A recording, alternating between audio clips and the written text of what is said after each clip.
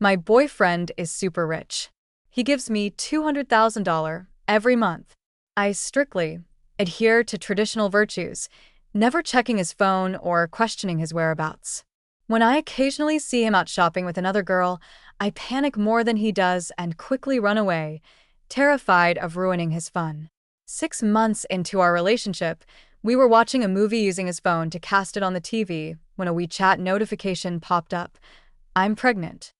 We exchanged an awkward glance. Hesitating, I said, "Should I help your sister during her postpartum recovery?" That evening, as I was reluctantly preparing to bike to my tutoring job for some spoiled kid, a voice called out to me, "Hey, you on the bike?" I froze and turned around. "Me?" "Yes, you. Come here." Confused, I walked over. The guy handed me a bank card. "Be my girlfriend. I'll give you $200,000 every month. Deal or no deal?" Ah, The guy, impatient, repeated, "Be my girlfriend. I'll give you $200,000 a month.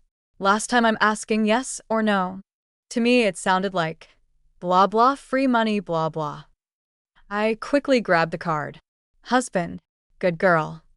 The guy smirked, put an arm around my shoulder, and disdainfully looked at the girl standing opposite him. "See this? 200,000 is nothing to me. But I'd rather give it to a dog than to you. You're not worth it." Hearing this, I didn't even flinch. $200,000? Call me a dog if you want. "Pfft, who are you trying to fool with that card?" the girl sneered. It was only then I noticed her. Arms crossed, exuding arrogance. She was stunning, with sharp features and a figure that turned heads. But I couldn't admire her. Alarm bells were ringing in my head. What if the card is empty? Wouldn't I have called him husband for nothing? The guy pulled out his phone. "You, open your payment code." I immediately took out my secondhand iPhone, opened my payment QR code, and even gave the girl a grateful look. True girls help girls energy right here. The guy tapped a few times on his phone and my phone buzzed. 06XXXXXX user has transferred $200,000 to you at 1946. Note. Gift. See that? He waved his phone at the girl. Her face turned ashen and she was speechless. "Remember, I dumped you." Satisfied, he put his phone away and started walking off. A few steps away, he turned back. "Why are you just standing there? Follow me." I quickly jogged after him. "Coming, husband." He stopped at a black Cayenne near the school gates and frowned. "Where are you going?" "I'll drop you off." I was about to say the tutoring address, but quickly changed my mind. With 200,000 in my account, I wasn't about to keep that gig. Back to my dorm. "All right, I won't take you then. There's 40,000 on this card, plus the 200,000 I just transferred. For the next 3 months, you're my girlfriend. Any issues?" I clutched the card tightly and shook my head. "No issues." He opened his friend QR code. "Add me." I quickly added him and thoughtfully wrote in the friend request, "I am your girlfriend." He accepted, put away his phone, and said, "All right, that's it for now.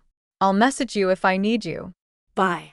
I stood there, dumbfounded, until the black Cayenne disappeared from sight. Did this really happen to me? Me, who never even won a free drink bottle cap? I checked my balance again, 200,803.02. For the first time, I felt like life was absolutely worth it. Back in my dorm, I quit my tutoring job and began Googling how to avoid scams. I combed through the search results, but found no scams matching the situation. Returning to my balance screen, I realized I didn't know the bank card's password. Opening his chat, I stared at his blank profile picture and empty nickname, feeling stumped. I didn't even know his name. After some deliberation, I messaged, "Hey, boyfriend." Half an hour later, he replied, "What?" I replied instantly, You didn't tell me the card's password."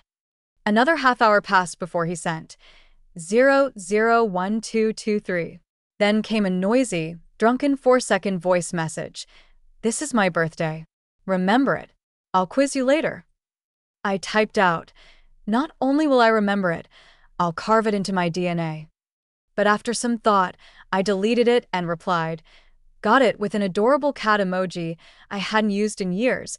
He didn't reply again, so I went to the campus ATM to confirm the 40,000 balance. Satisfied, I returned to my dorm, showered, and fell asleep. I and my dreams.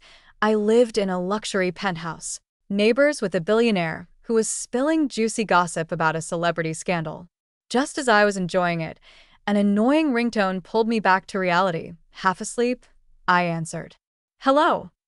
Already asleep? I glanced at the clock. 3:50 a.m. What else would I be doing? I snapped. You're being rude to me? I instantly sobered up. My sugar daddy softening my tone, I cooed. Baby, of course not. The line went silent for a moment. Then he spoke, his voice tinged with alcohol. Translation: why didn't you say goodnight to me before going to sleep? Honestly, as someone who's been single forever, I've never developed the habit of needing to report to someone before going to bed. But that wasn't something I could just admit, so I made up an excuse. I wanted to, but I accidentally fell asleep. Do you know that you're my girlfriend? I do. From now on, I expect everything other people's boyfriends do for their girlfriends and more. If I don't get that, don't even think about me renewing this arrangement. Renewal? That's a thing. Got it. I'll be more mindful in the future. But I paused, feeling the need to set some boundaries. Let's be clear. I'm here for the companionship, not for anything physical. He chuckled. Don't worry, I'm a law-abiding citizen. I breathed a sigh of relief, feeling quite satisfied with this job. Tomorrow morning, I want to see you downstairs with breakfast ready. I'll send you the dorm building number and my phone number in a bit. All right, babe. Good. Go to sleep. Okay, I'm off to bed. Good night, babe. The call ended. The next morning, I woke up early, carefully dressed up, bought breakfast, and waited outside the boys' dorm. Watching the steady stream of male students, I realized I had a new problem. I'm slightly face-blind, and yesterday I was too busy focusing on the bank card, the account balance, the luxury car, and his technological rise of the nation face to properly memorize his features. All I remembered was that he wore all black and had a diamond stud in his left ear. Clutching the breakfast, I stared intently at every guy's ears, carefully searching. 5 minutes later, a guy dressed in all black with a black earring on his left ear walked out of the dorm. I quickly put on my professional smile and approached him. Good morning, hubby. The guy froze on the spot, and the air around us went silent for a moment before his friends started teasing him. Whoa, Jack. Since when did you have a girlfriend? Isn't she that girl from our department? The ice queen from our faculty? You really managed to win her over? Jack, a senior in my department. Sorry, my girlfriend isn't fully awake yet and got the wrong person. A familiar voice sounded from behind me. A tall figure lazily draped an arm over my shoulder, leaning slightly down, his dark eyes filled with amusement. Your hubby is right here, girlfriend. I think I'm about to lose my job. Once we'd walked a bit further, he let go of me, slowly lighting a cigarette as he raised an eyebrow. Do I look like him? He stood against the light, towering over me, his sharp, upward slanting eyes, high nose bridge, defined jawline, and thin lips exhaling smoke. His whole presence was a mix of danger and charm. Jack, on the other hand, was about the same height and build, but his features were softer, with slightly drooping eyes and balanced lips that gave off a warm and comfortable vibe. I shook my head earnestly. Not at all.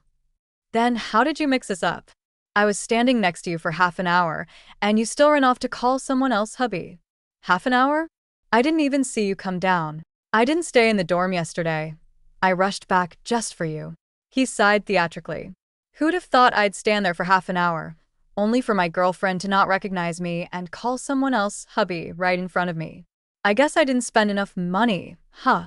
It's enough. It's enough. I'll etch your face into my brain and lungs and never mix you up again, he smirked, clearly amused. Aren't you supposed to be the ice queen? Why are you suddenly acting all goofy around me? I quickly showed my loyalty. As long as you like it, I can be any type you want. He casually extinguished his cigarette and tossed it into the trash can. Fine, since your service attitude is good, I'll forgive you this time. Do you have class this morning? I finally relaxed. Thanks, boss. Nope, no class. He gave me a lazy glance. Boss. My bad, hubby. Then come with me to my morning class. He slung his arm over my shoulder again, leading me toward the lecture hall. Call someone else hubby again and I'll dock your pay. Got it. I obediently followed him. For $200,000, forget attending his class. I'd even bungee jump with him if he wanted. He's a senior, 1 year ahead of me, from the neighboring computer science department. He led me in from the back of the lecture hall, settling us in the last row as he began picking at the breakfast I'd brought him. Why did you bring me this? I don't like it. You handle it. Soup dumplings I like. Buy more next time. I casually pulled out my notebook, bit the pen cap open, and started jotting things down furiously. Go on. I replied. He raised an eyebrow and leaned over to glance at my notebook. Client preferences, breakfast edition, soup dumplings, +1 pancakes. -1 he paused, then burst out laughing. Why are you so adorable? Trying to make me laugh to death. His laughter quickly turned into a coughing fit, leaving him gasping for breath. I added another note. Careful with feeding. High choking risk. When the professor entered the classroom, the first thing he asked was, "Is John here today?" Here, the guy drawled lazily, raising his hand. So my dear husband is called John. Finally, we see you in the flesh. It's been a while, the professor remarked, giving him a side eye before starting the lecture. John slouched in his chair, half listening to the lecture, until he inevitably dozed off. With nothing else to do, I decided to take notes for him. Whether I understood or not didn't matter. I just wrote it all down. Halfway through the class, John stirred awake and propped his chin on his hand, groggily watching me take notes. When the bell rang, he asked hoarsely, "Hey, girlfriend, what's your name?" Jane. Got it. He patted my head. Wait here for a bit. I'm going out for a smoke. As soon as he left, a manicured hand, adorned with luxurious nail art, tapped on my desk. Hey. I looked up to see the tech promoter face girl from yesterday. Hi, you're in the same department as John? She ignored my question, frowning. Are you seriously dating John? Yeah. Her frown deepened. You don't even know him, and you're with him just because he threw some cash at you? Yep. Do you have no principles? Are you really giving up your dignity for money? I blinked at her, puzzled. Do you even hear yourself? Should I give up money for dignity instead? She looked flustered. What kind of person even are you? A diligent worker. After a moment's thought, I added, and don't even think about stealing my job. Cutting off someone's livelihood is as bad as killing their parents. Mess with me, and it won't end well for you. I don't want your stupid job, she snapped. That moment, John strolled in from the back door. I immediately switched to a pitiful expression, casting my eyes downward. No one, it's nothing, I mumbled. John shot her a cold look. What are you doing, bothering my girlfriend? I tugged at his sleeve, pretending to be upset. It's okay, honey. Don't make things hard for her. She didn't mean it, even if she said I have no dignity or principles. John glared at her. Jealous now, huh? Too late. He casually wrapped his arm around my shoulders, patting my head. Jane, be good. Don't mind her. Later, I'll take you shopping, bags, clothes, whatever you want, to make it up to you. I wanted to look up and ask, are you serious? And can we turn those purchases into cash instead? But before I could, John pressed my head back down as if he knew exactly what I was about to do. You two are disgusting, the girl shrieked, storming off in her heels. John let go of me. All right, quit the act. You're really good at this, huh? Anything for the boss, I said proudly, settling back into my seat. Watching the girl's retreating figure, I couldn't resist gossiping. So, baby, what's her deal? Why'd she upset you? John shot her a disdainful look. What else? She hooked up with some 30 or 40-year-old landowner and cheated on me. No way. You're handsome, rich. Why would she go for some old guy? She's blind, he replied with a smirk before leaning closer and lowering his voice to gossip. I've never dated anyone before, but she followed me around for a year, so I figured, why not give it a shot?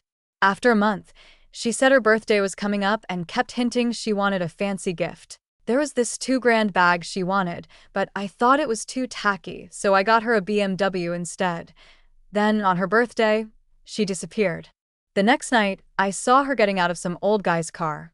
She said, "What you won't give me, someone else will," and even told me, "Don't bother dating if you don't have money. You're wasting my time." That really set me off. I mean, say whatever you want about me, but saying I'm broke?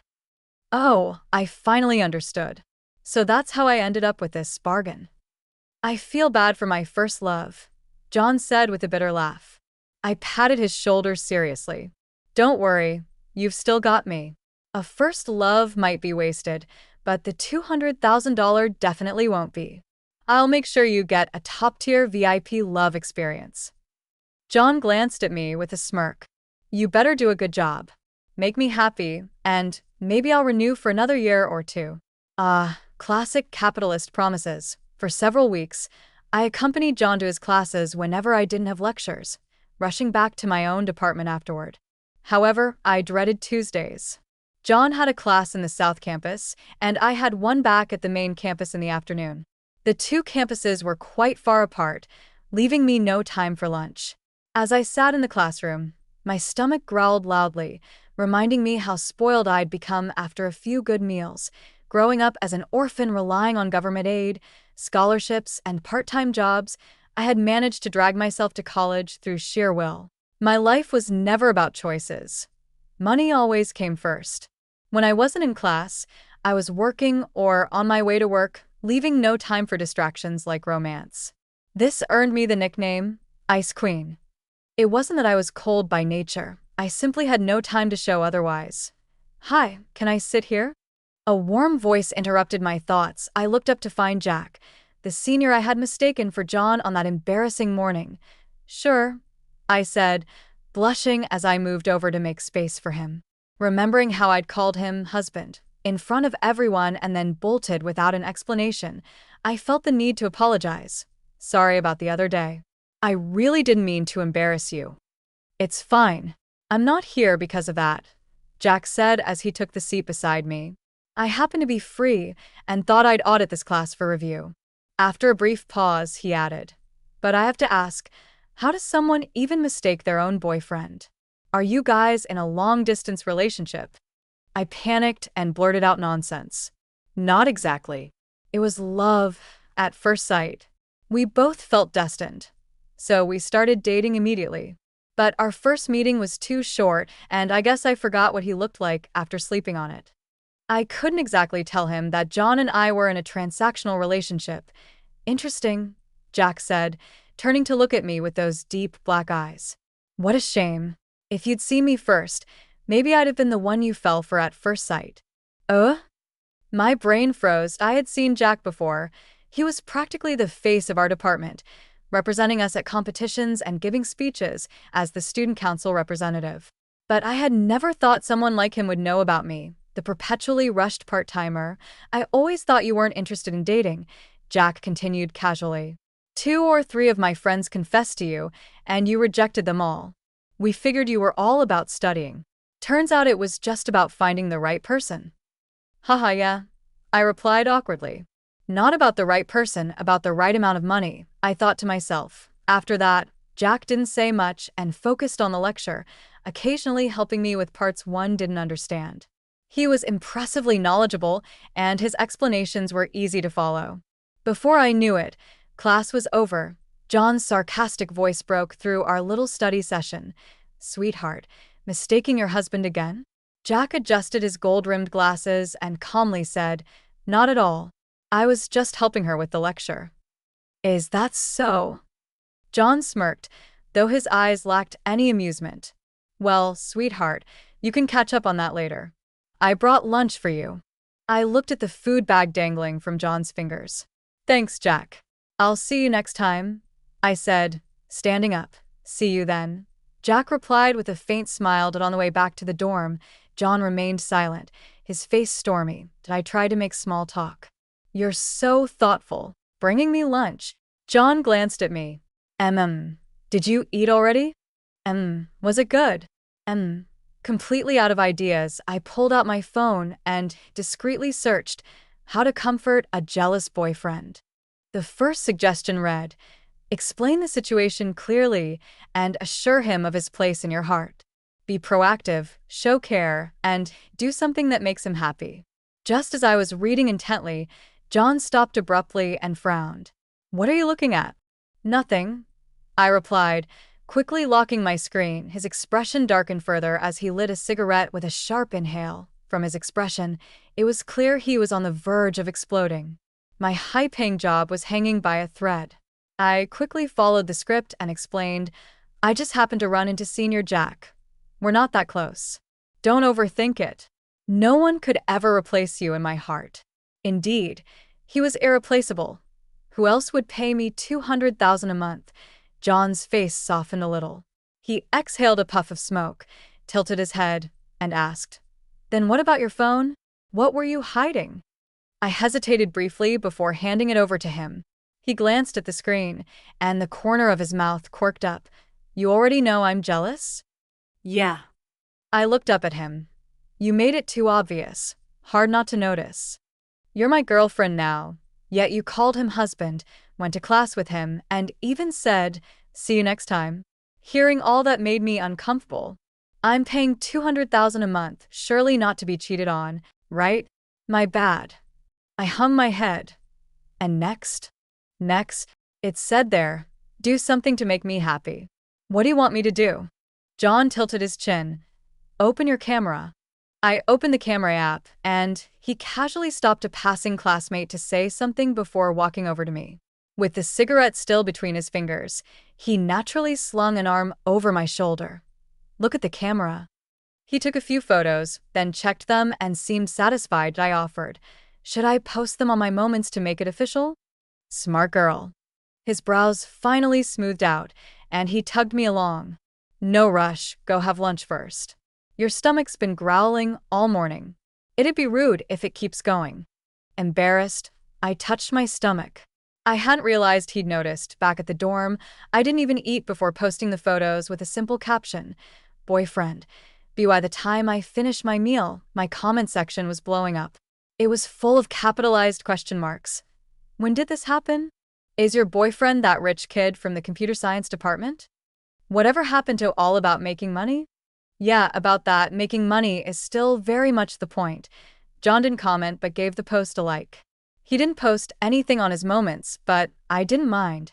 After all, how could I, a working-class girl, demand anything of my generous employer? Still, this incident made me realize my lack of dating experience was seriously hindering his romantic experience. Determined to fix this, I decided to binge some campus romance novels and rom-com dramas to brush up on my knowledge. Just as I opened a certain Korean drama app, my dorm door slammed open. Two of my roommates burst in, screaming as they pounced on me with a barrage of questions. You're dating, and we find out through your Moments? Who chased who? How'd it happen? Have you held hands? Kissed yet? Spill. I was momentarily stunned. Well, it all started when… Wait. Our dorm leader, Sarah, hit pause and grabbed 2 bags of chips from her stash, tearing them open. Okay, continue. I spent 3 minutes giving them a brief summary. The two of them stared at me, dumbfounded for a while. 200,000? A month? Is this a scam? Did you sign a contract? I answered honestly. He gave me the money, but no, we didn't sign anything. You idiot. That money could be reclaimed. Wait, I'll ask my boyfriend. He's in law school. Let's get him to draft a contract for you. Sarah was already on the phone as she walked out. The two of us stared at each other awkwardly for 2 minutes before Sarah returned. Print out the contract and get him to sign it. And hesitated. But John probably wouldn't do something like reclaim the money, right? My boyfriend's in his class. His family's super rich. Every time we've run into him, he's driving a different sports car. Doesn't matter. This is 200,000 we're talking about. We have to be careful. Let's go print that contract now. Thinking it over, I decided they were right. A contract was a good idea. The 3 of us squeezed into the campus copy shop. Once the contract was printed, I stuffed it into my tote bag. But seriously, Sarah frowned, You're making $200,000 a month now, so why are you still living on $9.9 shipping deals? And chimed in, exactly. We've still got time. Why not go shopping? I glanced at my bag. Doesn't seem necessary. We're just students. This works fine for carrying books. Tisk, John's friends are all rich kids. Even if it's just for his image, you've got to upgrade a little. You're right, I nodded. The three of us took a taxi to the mall. Sarah, with her well-off background, had an eye for luxury. She picked out a few basics that suited my frame and style.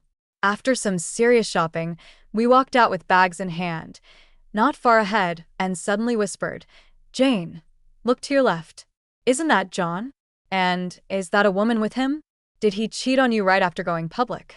I quickly glanced over. John was walking impatiently with his hands in his pockets.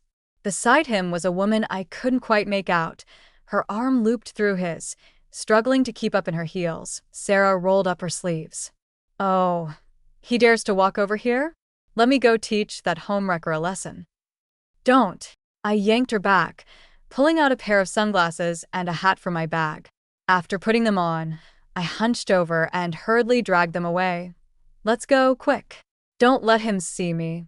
The three of us scurried into a luxury store. I cautiously peeked out, but Sarah yanked me back, snatching off my sunglasses. Seriously, who's the one cheating here?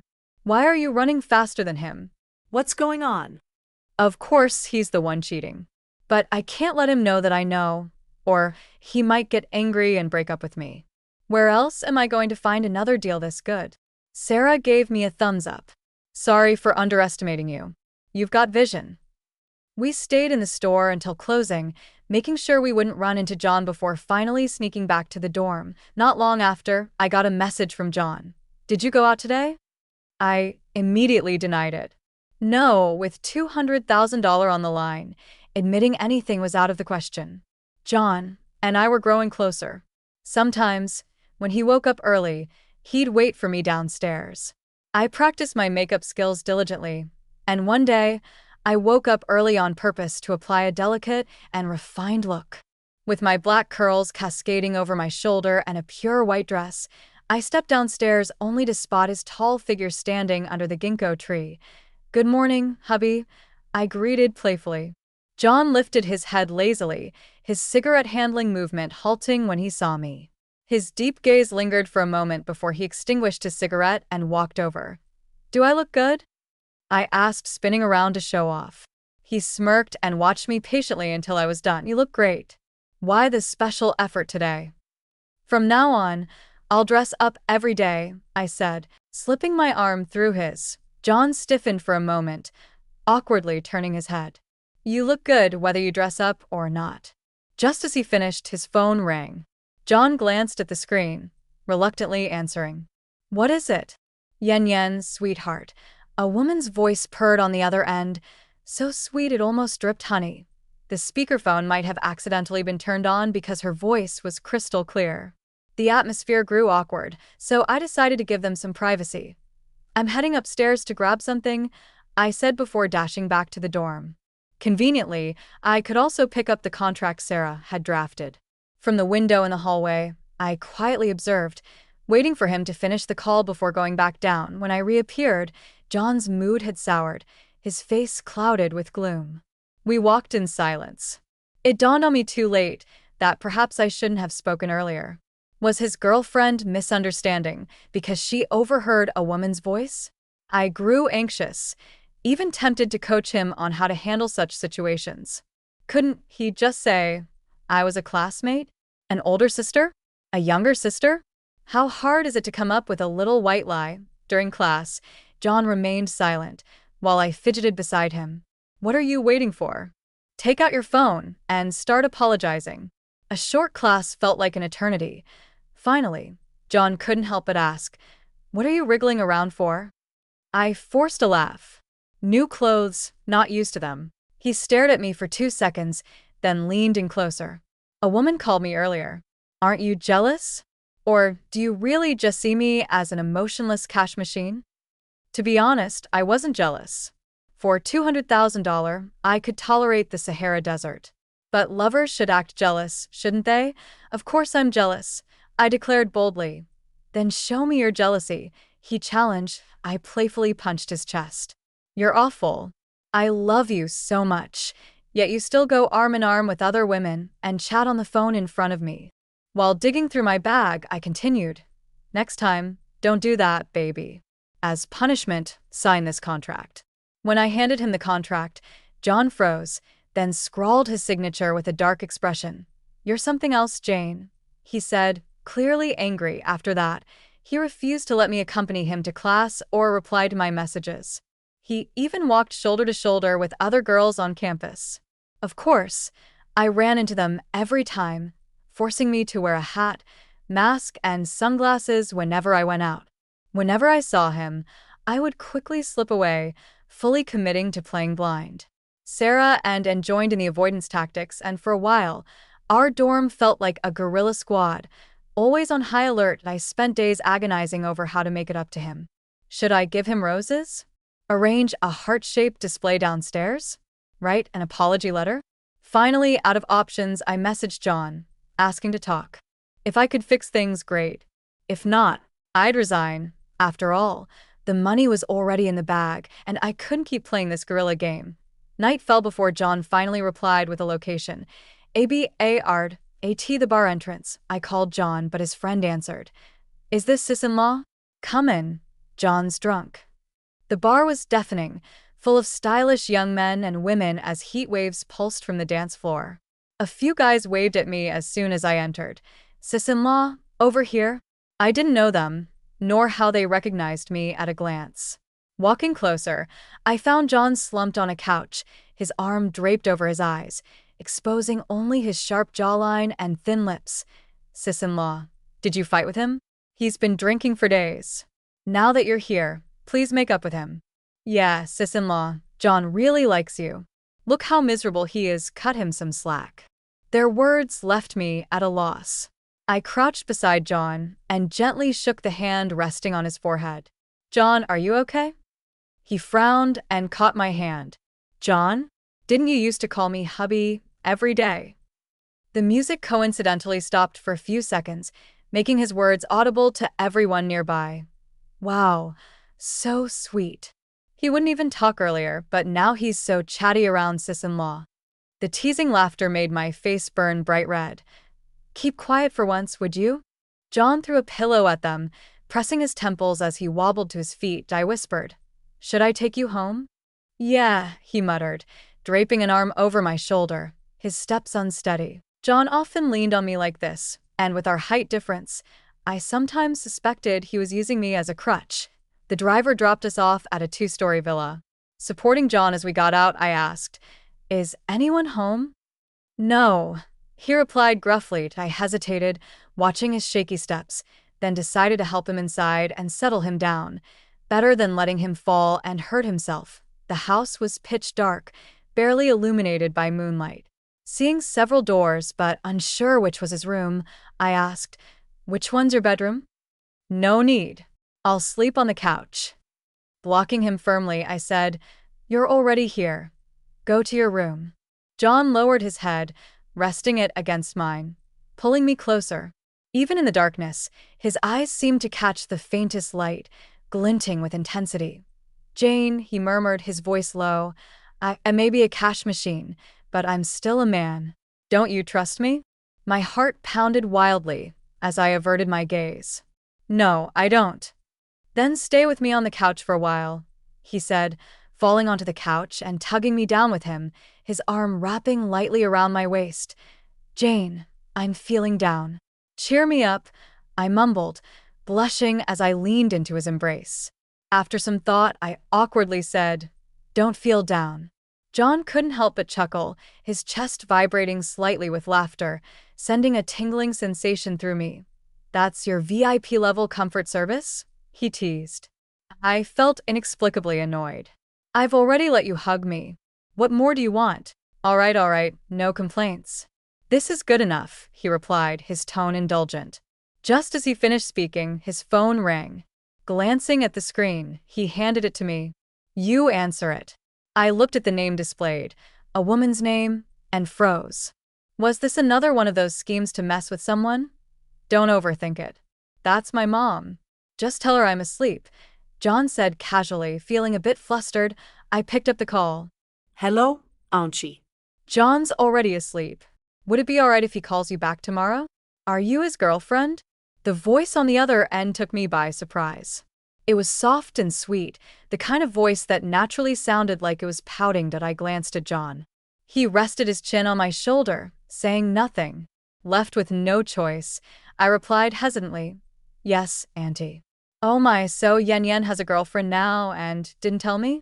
Sweetheart, how old are you? Are you studying at the same school as him?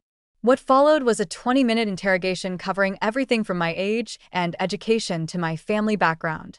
When I told her I was an orphan, there was a brief pause before she replied gently, Oh, you must have had a tough life. Not too bad, I answered nonchalantly, trying to sound unfazed.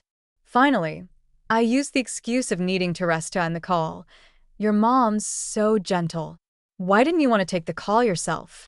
I asked. John's expression shifted slightly. I don't know.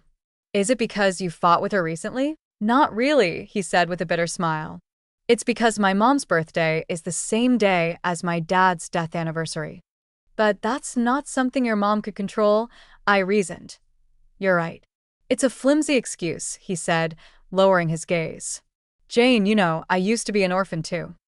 That can't be true, I said, looking around at the luxurious house we were in, even dimly lit. Were you adopted? No. When I was in elementary school, my dad got seriously ill. My mom divorced him because we couldn't afford treatment. He passed away soon after. I became an orphan. He paused, then continued. Later, in high school, my mom came back into my life. My stepdad is wealthy, but can't have children. So she sought me out and brought me home. Recently, it was her birthday. She doesn't know that her birthday and my dad's death anniversary are the same day, and I never told her. But every time I look at her, I can't help wondering, if she hadn't left, would my dad have lived longer? My stepdad treats me like his own, and my mom tries her best to make it up to me. I know she was just chasing a better life, and there's nothing wrong with that, but there's a thorn in my heart. The closer I try to get to her, the deeper it pierces.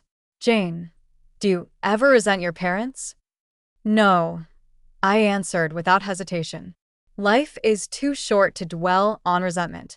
Someone who complains about having no shoes might forget there are people without legs. I have all my limbs intact. What obstacle could I not overcome?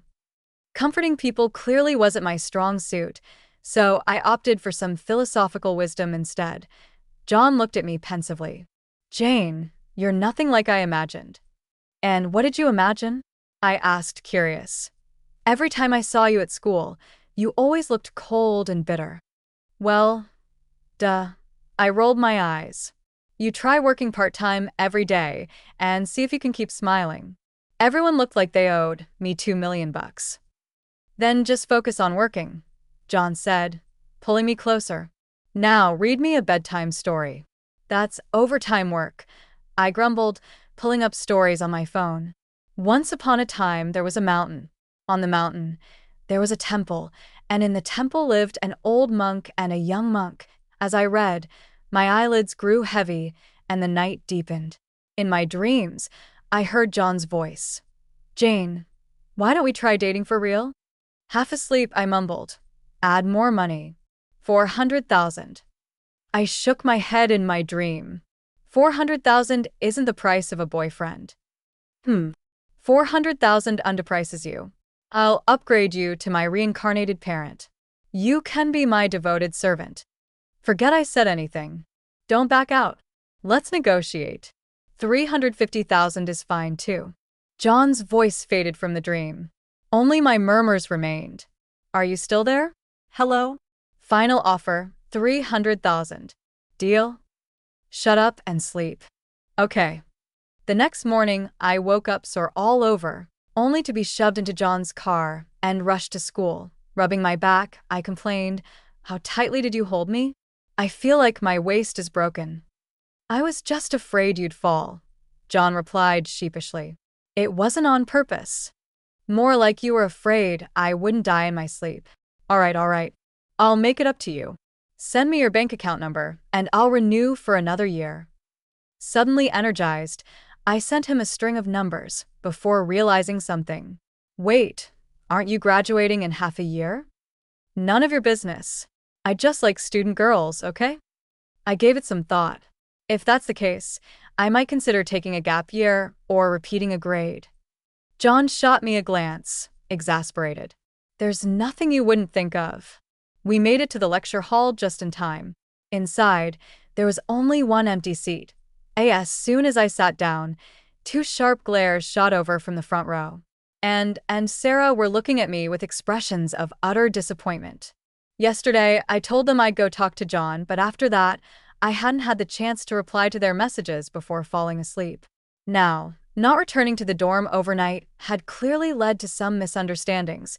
After enduring the 2-hour lecture, the moment the bell rang, Sarah and dragged me back to the dorm with alarming speed. They sat me down solemnly. Jane, we need to talk.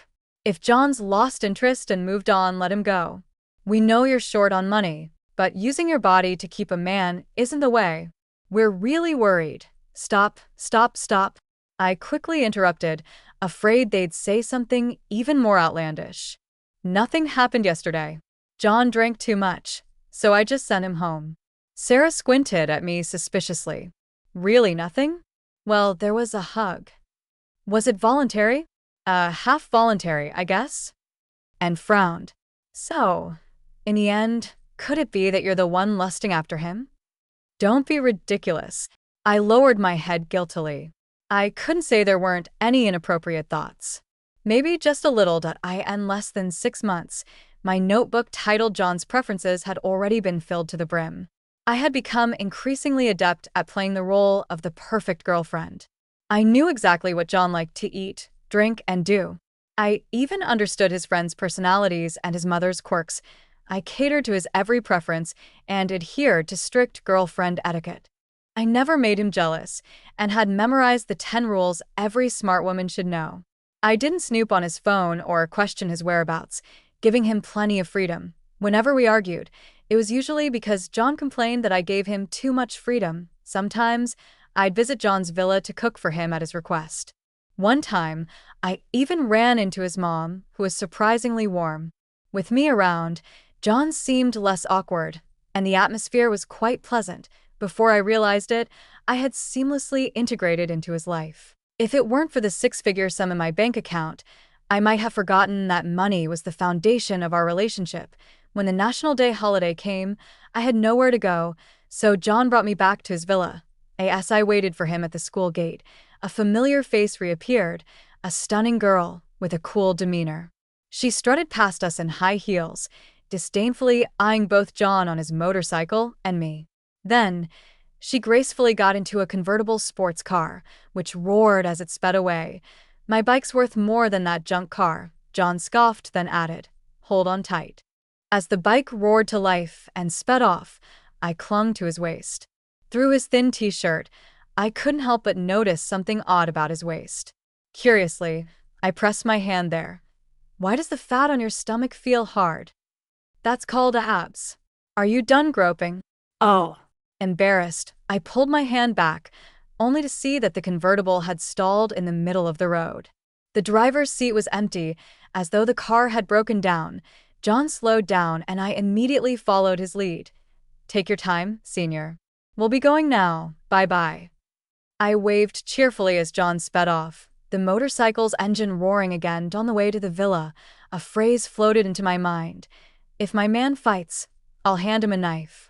If he curses, I'll cheer him on. But never in my wildest dreams did I think, if my man cheats, I'll have to care for the mistress during her postpartum recovery. Back at the villa, John and I sat on the carpet in his bedroom with a pile of snacks, streaming a horror movie on his phone. I was a wimp but couldn't resist watching. Not even halfway through, I had already buried myself in his arms. Just as the scariest scene was about to unfold, a couple of high-alert warnings popped up on the screen. Clinging to John's arm, I braced myself for the terrifying moment. Then, his phone buzzed with 2 new messages. I'm pregnant. My due date is in a few days. The atmosphere froze. I stared at those words, even ignoring the gruesome ghost face on the screen below. After a long pause, I hesitated, thinking of the balance in my bank account. Finally, I muttered, should I go take care of her during her postpartum recovery? John's grip on me loosened abruptly. Sure, he said, his tone icy. Pack your things tomorrow and get ready to take care of her.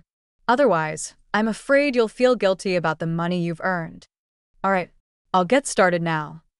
I grabbed my bag and headed to the mall to buy maternity and baby supplies. As I shopped, tears inexplicably began streaming down my face. I didn't even know what I ended up buying. Carrying several bags of baby products, I sat in a daze amidst the bustling crowd at the mall. Jane? Jack's face suddenly appeared before me. Senior. I quickly wiped away my tears. What is this? He glanced at the baby products beside me. I continued wiping my tears while explaining, No, these are for my good little sister. Jack looked shocked. Xiaoxian is pregnant. I couldn't hold it in and started crying again, choking. No, it's not her. It's John's girlfriend. But aren't you his girlfriend? Did you break up? We didn't break up. I have to go take care of his mistress's confinement. Woo. Senior, why is my life so hard? I clung to Jack's arm and started crying uncontrollably. Jack was stunned, trying to comfort me for half an hour in a disjointed way. Slowly, I calmed down after I settled. Jack carefully looked at me. Do you feel better after crying? And I lowered my head, starting to feel embarrassed about my earlier words. Fortunately, Jack didn't ask any further, just helped me carry the bags and took me downstairs. Let me take you home. No need. I stared at a figure that flashed by not far away. It seemed to be John. Jane. I snapped out of my thoughts. The warm yellow streetlight illuminated Jack's face, making his already gentle demeanor appear even softer. If John treats you badly, you can consider me. I lowered my head, staring at the pile of baby products at my feet, and gritted my teeth. Actually, John is pretty good to me. Although he made me take care of his mistress, he was still good to me. Jack smiled politely but distantly. I guess so. I respect your choice.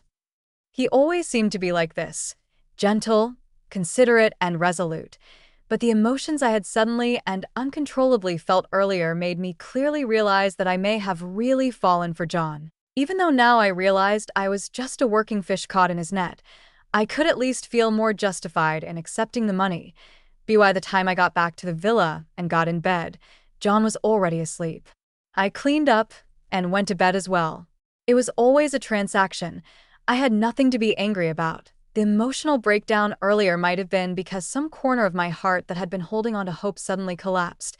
The next morning, I took the baby products I bought and got in John's car to go take care of his mistress's confinement. When we reached the hospital room, John stopped and said, "You go in first. I'll be back in a while." I nodded and went in on my own. The woman in the room was sleeping. She was about 28 or 29, glowing white all over. It must have been the same woman I accidentally bumped into at the mall last time. I tried to put the items down gently, but she woke up anyway. She slowly sat up. "Sis, why are you here? Where's John?" My heart ached as she called me sister so casually, just like I did. Sure enough, rich men can get women to put aside any grudges and even refer to each other as sisters. "Hello, sister." I greeted her, pouring her some hot water. "John said he would be back soon, and I should take care of you." No, you just leave it here. You're a guest. How can I let you take care of me?" "It's okay, sister." I smiled bitterly and started working. Well, I might as well consider this my job as a nanny. 20,000 a month. I wasn't losing out. I was deep into my work when a strange man walked in. He went straight to the woman on the bed, sat beside her, and gently kissed her forehead. "How are you? Are you feeling better?" The woman kissed his cheek. "I'm feeling better, baby." I stood there stunned. A love quadrangle? Who's really the one being cheated on here? Is this the world of the rich? At least be a bit discreet with me. I stood there, unable to speak. Just then, John came in, holding a bunch of nutritional products. The two on the bed were still snuggling. I felt a slight thrill. "Here it comes," The answer to who's being cuckolded. Let's see who wins the hat. But the man on the bed didn't change his expression. He greeted John in a calm voice. John's here. The woman scolded. You really know how to do it, letting your sister come alone while you ran off. I'm here now. Besides, she was eager to take care of you. I couldn't stop her. I was stunned. John then introduced me. This is my cousin, and this is my cousin's husband. Damn. That evening, John took me back home. As soon as we got back, I punched him in the chest. Are you playing with me? Ugh. John rubbed his chest. How am I playing with you? You wanted to take care of the confinement, so I brought you here. What's the problem? You knew I thought that was my what? John lowered his head, squeezed my waist, and pulled me closer. Girlfriend? Isn't that you? You knew I misunderstood, and you didn't explain? How big is your heart, Jane, willing to take care of a mistress's confinement? What could you still misunderstand? Besides, when I went to explain to you, didn't you already have a senior? Fine, you're the boss. I won't argue with you. I pushed him away angrily. John grabbed my wrist and pulled me back to his side. Jane, I don't want to be your boss anymore. Fire me. I'll trade all my wealth for a marriage certificate with you. Would that work? Nice try. How much money can a student like you have? I was blunt and said what was on my mind. John laughed in anger. Well, for $20,000 a month, I could be your boss for 20 or 30 years. What? Has your vision expanded? I thought about the countless zeros in my bank account and swallowed. But I quickly hit the brakes. No. Too fast. I haven't graduated. I haven't started working yet. Maybe in the future, I'll have more money than you and can hire a college student as my boyfriend for $20,000 a month. Don't even think about it. John lowered his head, pressing his forehead against mine, his eyes deep. Then I want to be your boyfriend. I felt like I had been burned by his intense gaze. I awkwardly looked away. Aren't you already my boyfriend? Not in name. John leaned in closer, his lips brushing against my nose. I want the real thing. Like this. His warm touch landed, and my mind went blank. I don't know how much time passed, but I regained my composure. John, you won't hate me for being materialistic, right? I actually wish you'd be even more materialistic. That way, when I offer all my wealth to exchange for a marriage certificate, you wouldn't refuse. Then, should we try it out first? John smirked. All right, let's continue. Soon. John graduated. After graduation, instead of joining his stepfather's company, he went into software development. As a result, his allowance from his family was cut off. Meanwhile, my good luck streak kicked in again. The stocks I bought casually soared, and my savings multiplied several times. I went ahead and bought several properties, while preparing for my graduate exams and collecting rent. Although John was earning too, it was nothing compared to my success. Suddenly, I became wealthier than him. John started working out every day, afraid that I might hire a college guy as my boyfriend. On the night of our second anniversary, he looked especially down, holding me with a pitiful expression. Jane, what should I do? You're so young, and you've already become a little rich lady. Does that mean you don't look at my entire wealth anymore? I nodded. Honestly, I don't. John lowered his head, deep in thought for a long time. Then I won't do software development anymore. How about I go back and inherit my stepfather's company? John looked at me with a serious face. What's wrong? There's so much family wealth. Why not take it? I was speechless. Then, how about I hire you as my boyfriend? From now on, I'll be your boss. If I don't fire you in 2 years, I'll make it permanent. What do you think? It's a deal. John was afraid I might change my mind. From then on, John had a notebook titled Rich Woman's Preferences. He took it very seriously, filling every page with dense, meticulous notes. One day, he was flipping through his notebook and sighed, "Look at my attitude. I'm much more serious than you were back then." I couldn't help but take a look at it. I found that the first few pages were written 2 years ago. They only had brief sentences each day. Turns out I'm not the only one who doesn't know how to date. Jane actually Googled how to comfort a boyfriend today. First couple photo together. Why do I feel like she's outshining me? I waited forever, but Jane didn't let me post on social media. I couldn't help but announce it behind her back. First time showing affection, kinda nervous. Today, when my cousin dragged me to buy a birthday gift for my mom, I bumped into Jane. As soon as she saw me, she hid behind sunglasses and ran off. So weird. Today, Jane actually wore makeup, and she looked so damn good. I was already in a bad mood today, and then Jane kept pressuring me to sign the contract. So annoying. I've been walking with classmates for the past 3 or 4 days, and Jane didn't even come to comfort me. When she saw me, she ran off wearing sunglasses. Is this what a sponsor should get? Enough already. Those are sunglasses, Jane, not an invisibility cloak. Finally hugged Jane today, not angry anymore. My heart melted. I was going to confess, but when I said it out loud, it turned into an offer to renew for a year. Forget it. I'll work on my mental state and confess next year. Jane cooked for me today. It was really delicious. My favorite thing is watching horror movies with Jane. She won't let go of me while holding on. Jane is so cute. Actually, Jane's face is pretty sour when she's not working. She only smiles when she's with me. I really like it. And then, the following pages were full of similar praises. How nice. I found a pure love fool. Don't look at it anymore. Don't look at it. I didn't realize how cheesy it was when I was writing it. John snatched the notebook away, his ears so red it looked like they could bleed. From now on, we're not calling it Rich Woman's Preferences, we'll call it Simp Diary. I corrected him. What's simp? This is called professional ethics. Jane, I've shown you my diary. How about you show me yours? I shook my head rapidly. No way, absolutely not. Don't even think about it. Because my diary only had 2 New Year's wishes. Hope Jane's future is bright. Hope Jane and John year after year. Extra chapter, Jane's landlord life. After successfully passing the entrance exam for graduate school, I decided to buy several properties near the campus for convenience. I kept one for myself and rented out the rest. Once I posted the rental information, the applications started flooding in quickly. I spent one evening carefully, selecting a few perfect tenants.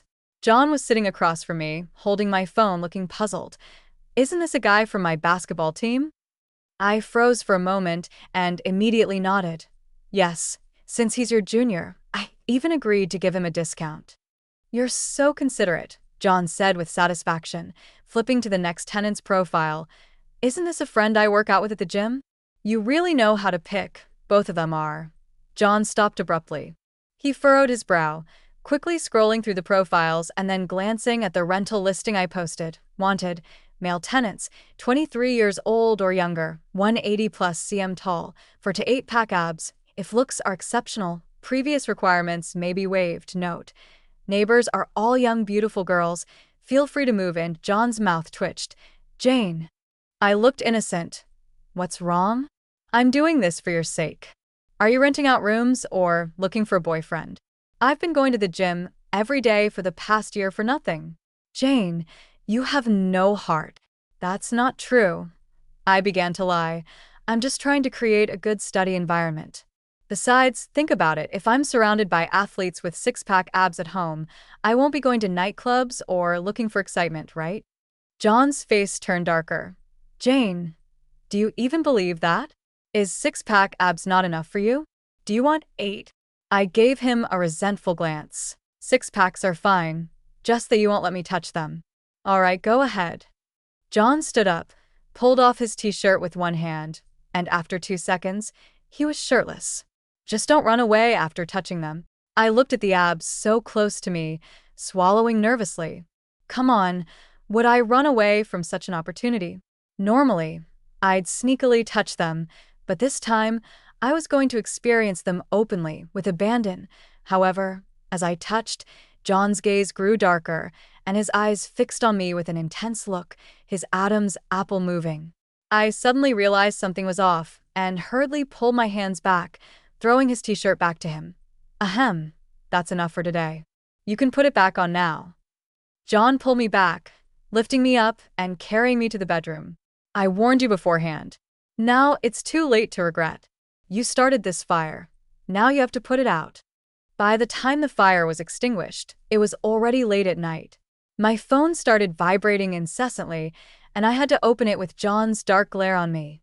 Apart from a few inquiries from potential tenants, the rest were messages from Sarah and Anne, who were relentlessly at ING me in our group chat. Sarah. Jane, how's it going with the guys? Are you renting to them? You must give the athlete a spot. Put him next to me. If he can't afford it, I'll cover half of it. And, Jane, are the two guys I picked arranged yet? After the contract is signed, make sure to send me their WeChat. Tell them I'm the beautiful neighbor, and let me borrow your white dress to wear. I need to keep up my fairy image. They had sent hundreds of messages, all saying similar things. I replied, I'll deal with it tomorrow. Just finished comforting John. Sarah. Comforted him so late, huh? Impressive. And I suggest you make up. I'm envious. I want to comfort him too. John came up from behind. So, you're running a matchmaking service for your friends? I quickly turned off the screen. What do you know? This is about sisterly love. Sarah broke up with her boyfriend a year ago, and Anne had always been single. They watched me and John showing off our affection every day, and they were getting jealous. Reluctantly, I decided to help them find quality matches through this. John grumbled. Why don't you move in with me then? I'll be jealous too if you're always watching those athlete abs at home. No, I have to stay here to make sure they're safe.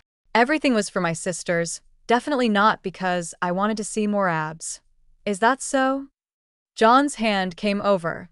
Then keep comforting me until you no longer want to see abs. Despite John's objections, the guys still moved in. And Sarah began acting sweet and charming, dressing up even when going to take out the trash, complete with delicate makeup.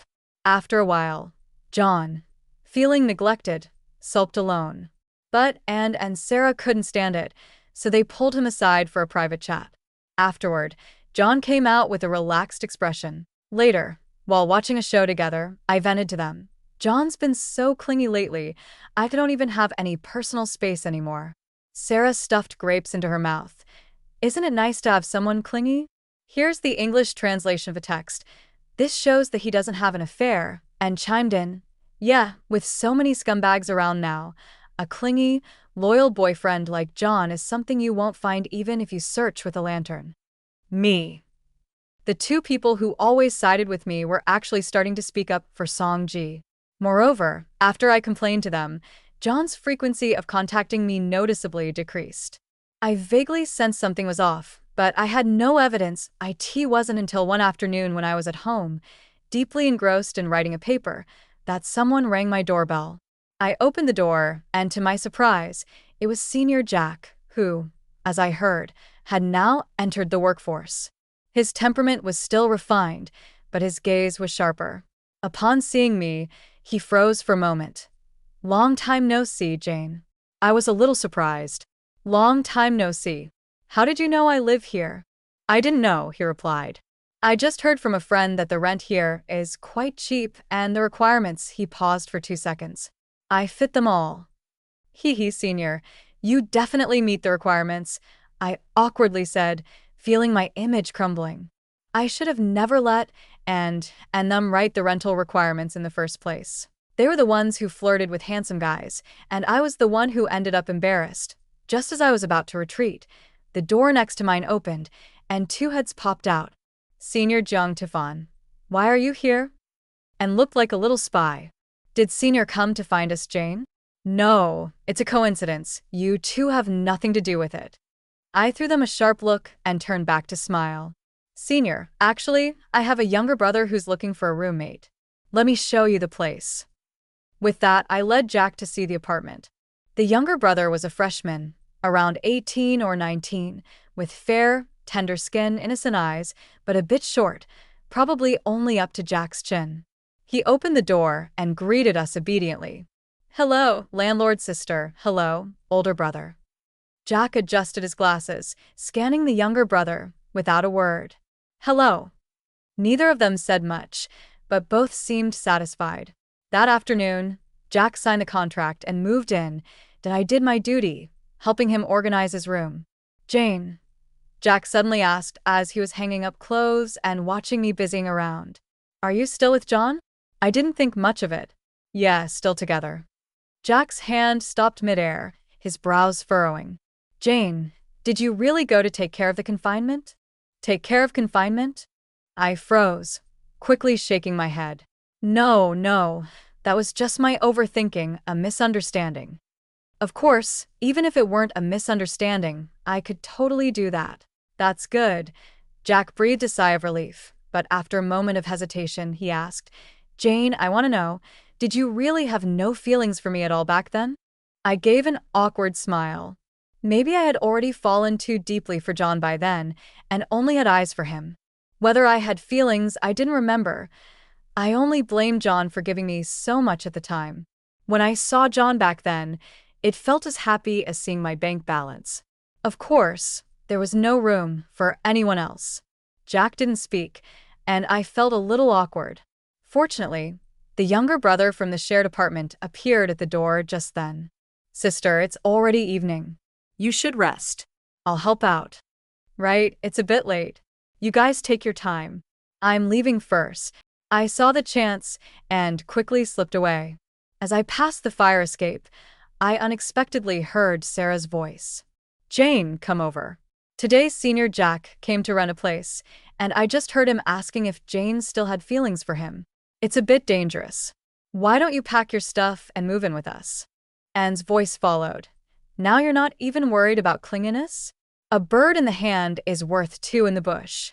If Jane gets snatched away by Senior Jack, you'll have tears to cry. I cleared my throat. Sarah reacted quickly. Okay, Dad, I got it. I'll hang up now. I crossed my arms, looking at them. Don't pretend. Planning a rebellion, huh? Hee, we're just helping you train John to be the perfect boyfriend, they said, grinning as they came over to hug me and bombard me with compliments.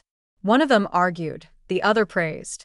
In less than half an hour, I had lost my temper. Just as they left my house, the doorbell rang again.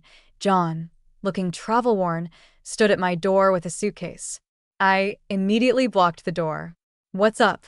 Even though you gave me $200,000 and I only gave you $2,000, I never promised you accommodation. Jane, I can't afford the rent. Can I stay for a few days? John coaxed as he tried to squeeze inside. Be good. I'll let you touch my abs every day. I'm really not interested in touching anymore. Then touch something else, as long as it can offset the rent. I suspected he was making a joke, but I had no proof. Whatever, I wasn't losing out. Living together wasn't so bad. Even though John was busy with work, he would still rush home to cook for me. When he couldn't make it, he would bring takeout.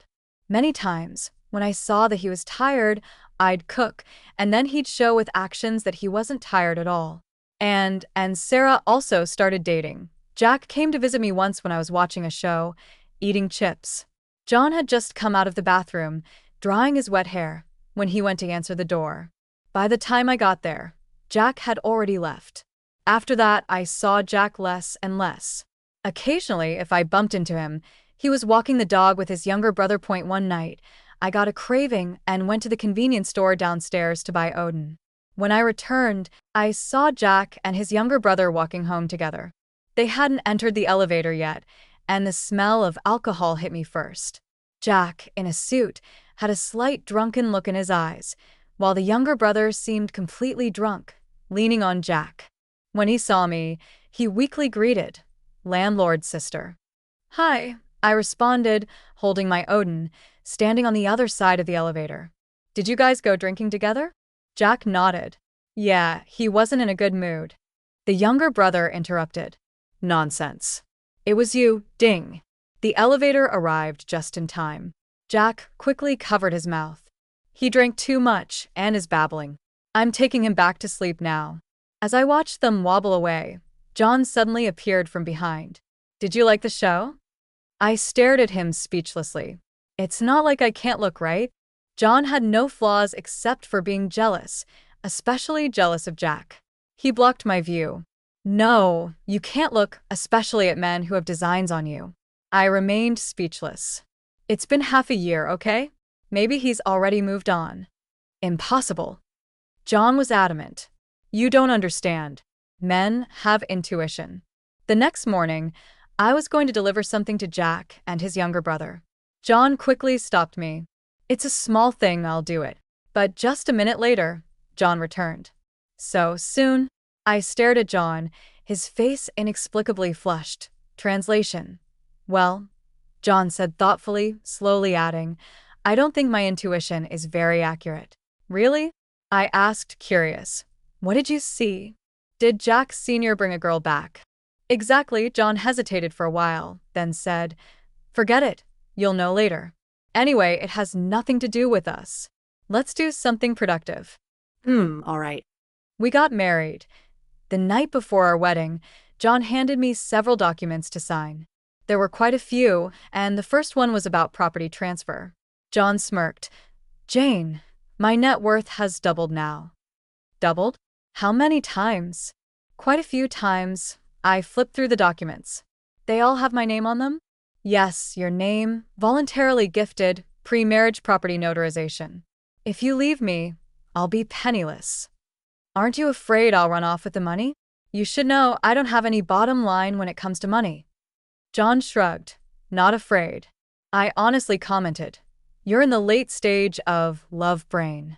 I liked it. John's side story: the first time I saw Jane was during the freshman registration. Almost everyone else had their parents or family with them, but she was alone, carrying a large suitcase, squeezing through the crowd and stopping in front of the dorm building, breathing heavily and taking a short rest. Her lonely appearance reminded me of my past self. I couldn't help myself and walked over, silently taking her suitcase to help her move it to the dorm. Unexpectedly, Jane hugged her suitcase and suspiciously said, Big brother, what are you doing? There's no money in it. I replied gruffly, I'm doing a good deed, helping you carry your luggage. Oh. Jane blushed slightly. Sorry, I was overly cautious. You don't need to help, I'm fine. After saying that, she somehow mustered the strength to lift her suitcase and strode into the dorm. Watching her leave, I couldn't help but roll my eyes. I secretly swore to never get involved in this country girl's affairs again. But I still found myself paying attention to her, intentionally or unintentionally. Beautiful and unique girls always attract attention from my classmates. I gradually learned about her background. But even though I was curious, I never took the initiative to get close. After all, I had been shut down the first time. Plus, every time we brushed past each other, she had a cold face, walking hurriedly. I would never do something that would embarrass myself. A year later, I started dating. I did it just to give it a try. I knew that the girl was only chasing me because of my expensive car and watch, and she followed me persistently for over a year. As a rich person, I didn't mind materialism, but I couldn't tolerate being cheated on. In a fit of anger, I saw Jane's back. I knew she needed money and was sure she wouldn't reject me. So I called her. I thought she would hesitate for at least a second, but unexpectedly, she snatched the bank card from my hand so decisively, as if afraid I would regret it. Even if I wanted to regret it, after she called me hubby, it seemed like I had no chance to regret anymore. On the first day of our relationship, Jane got the wrong person. I hurried back to school early in the morning and waited for her at the boys' dorm. When she came by, holding breakfast, she walked straight past me, not even glancing at me, and seriously stared at the boys' dorm. I deliberately didn't greet her to see how long it would take her to realize. After half an hour, her gaze paused, and she finally moved. I thought she finally recognized me and would approach, but unexpectedly, she just continued walking without looking at me. I was left awkwardly standing there. Watching her hold the breakfast, she sweetly called hubby to Jack. It made me so angry I almost laughed. I also, of course, got jealous when I saw Jane with Jack again. I didn't plan to hide my feelings. After all, I had spent money on her, so I expected her to please me. But Jane probably didn't have much relationship experience. Forced by me, she even had to Google how to please a boyfriend. One day, I went to the mall with my cousin. From a distance, I saw Jane with her roommate. Just as I was about to greet them, she, wearing a hat and sunglasses, pulled her roommate away, sneaking around suspiciously. This operation stunned both me and my cousin. My cousin teased me, "Your girlfriend is a treasure." She really was. Every time a woman appeared around me, she wore a "I understand, you can rest assured" expression and quickly retreated. The more she acted like this, the more annoyed I became. Shouldn't jealousy be part of the experience in a relationship? I decided to teach her a lesson by ignoring her, hoping she would reflect. But, to my surprise, instead of understanding my intention, she became even more extreme. Whenever she saw me, she would dress up fully and retreat. Didn't she know that wearing a hat and sunglasses and hiding behind trees only made her more conspicuous? To prevent Jane from embarrassing herself, I chose not to argue with her. However, my mother's birthday came up, and I wasn't in the mood to deal with Jane. After drinking for several days, everyone thought Jane and I had argued. They had seen my social media posts announcing something without Jane. When Jane came over, they started giving me advice. I felt embarrassed and continued pretending to sleep. Jane, who had a rare kind heart, offered to drive me home. Looking into her bright eyes, listening to her childish words of comfort, I suddenly realized that love could be quite beautiful. Although Jane's way of comforting people could be annoying, the fact that she responded to everything was actually very nice. I originally wanted to confess, but Jane's mind seemed filled with money, which successfully scared me off. It was too early anyway. After all, I had money and could take it slow. Over time, I grew more accustomed to Jane's company. I knew that in her heart, our relationship was based on money. But for now, I couldn't change the situation, so I just tolerated it, until one day my cousin, who was close to her due date, frequently complained of discomfort. She sent me a message, complaining that I hadn't gone to visit her, as if I had forgotten she was pregnant. But when Jane thought it was a mistress and suggested taking care of her during the month, I completely lost my patience. Angry, I couldn't be bothered to explain to Jane. If she wanted to take care of someone during the month, let her. To her, taking care of anyone during the month was the same. After cooling down, I wanted to find Jane and explain, but when I bumped into her and Jack talking face to face, I just walked home alone in a fit of anger. The next day, Jane still acted stubborn, but her face was pale and her eyes were darkened. While feeling heartbroken, I had a bold guess. Jane might actually like me. I don't even know exactly when I started liking Jane. Maybe it was when she called me hubby without hesitation. Maybe it was when she seriously noted my preferences. Maybe it was when she helped me vent with her sarcasm. Maybe it was when she openly showed her little greedy nature for money. Maybe it was when she stupidly helped me sign the contract. Maybe it was when she wore sunglasses and hid everywhere. Each scene left a mark in my memory, eventually shaping her image. I knew Jane's secret. On the day of my graduation, I accidentally saw her notebook. On the first page, she had written 2 lines. "Hope Jane's future is bright. Hope Jane and John, year after year."